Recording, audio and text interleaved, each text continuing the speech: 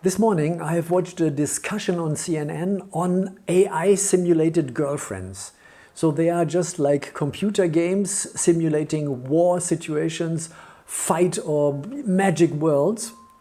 In this case, it's perfect girlfriends simulations software that via AI tries to understand what the male user wants them to act like and exactly does this. Of course, we are talking about extremely beautiful girls simulations. And then came the stunning number, which I have not heard for the first time. It seems to be fashionable to talk about this subject at the moment. 50% of all young men don't seem to have any romantic relationship at the time, as opposed to only 30% of the same age women. There's an interesting question involved there, and that is, if young men constantly are pleased by their AI girlfriend, the simulation that is rather similar to what we know from computer games in realism, so if they are constantly pleased, will it change their attitude?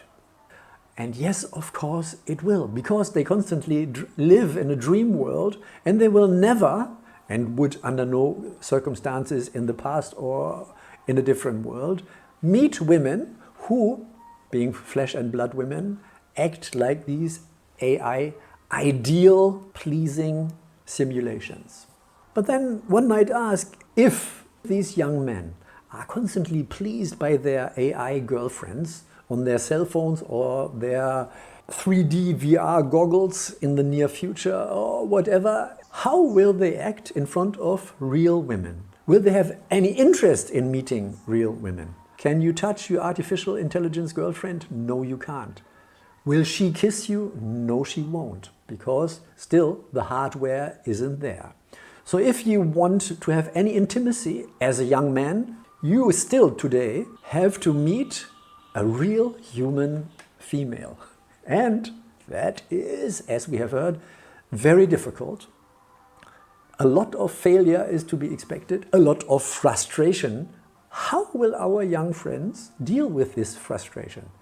So there's on the one hand side their AI girlfriends who just, I admire you, you are my hero, I love you so much, I would love to be with you in bed, and dirty talk, because this definitely is part of it. And then on the other hand, there is this colleague, co-worker, co-student or co-whatever. She sort of says, are you interested in a steady, real relationship? Are you able to enter such a relationship? Are you able to accept me, to be tolerant enough, to be charming, to be whatever women expect men to be? And obviously only a few elder ones are willing and able to provide these qualities. Our young men will just sit there and can't really talk because he is not used to interact with the real, difficult human. All humans are difficult. And if you don't have the skills to deal with difficult humans, you can't succeed in courtship. Zero chance. Frustration. What will he do with this frustration? Will he objectify women? Will he mistreat, disrespect women in real life? Will he become a rapist? Will he go and open his cupboard full of automatic rifles and go shoot somebody? I have my doubts. Why?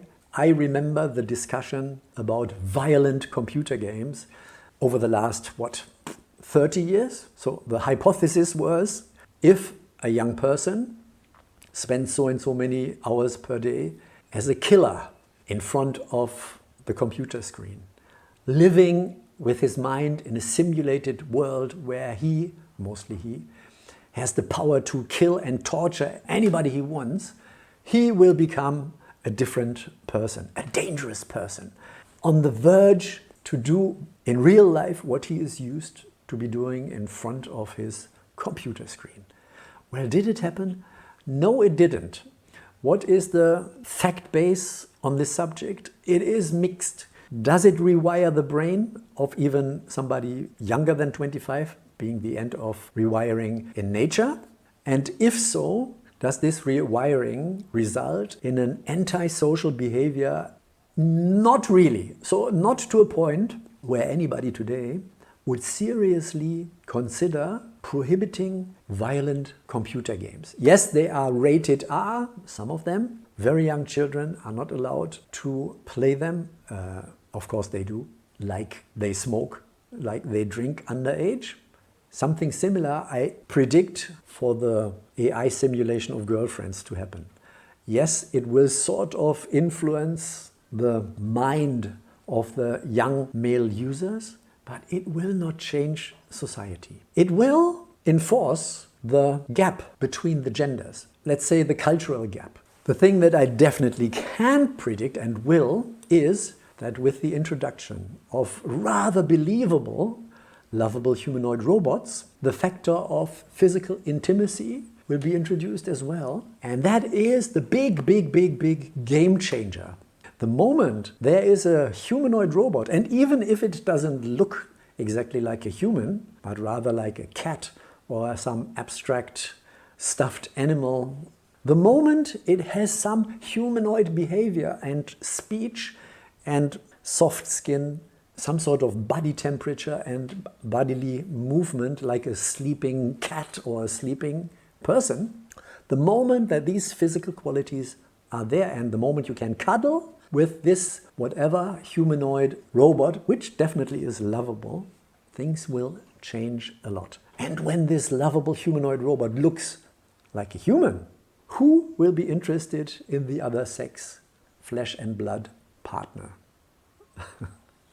The moment somebody is happy with their lives, they don't have any reason to approach somebody who has no interest in them and harass them.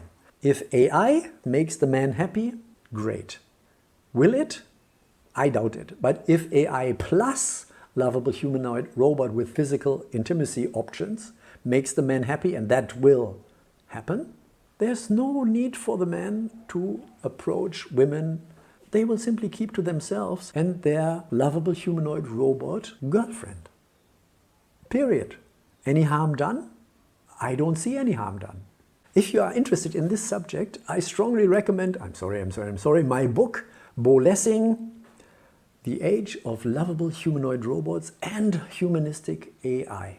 Available on Amazon as ebook or paperback. Quite an interesting read. It will spark some heated discussions and it spares you having to watch my videos, which might be boring at times. If not, come back and enjoy. Bye bye.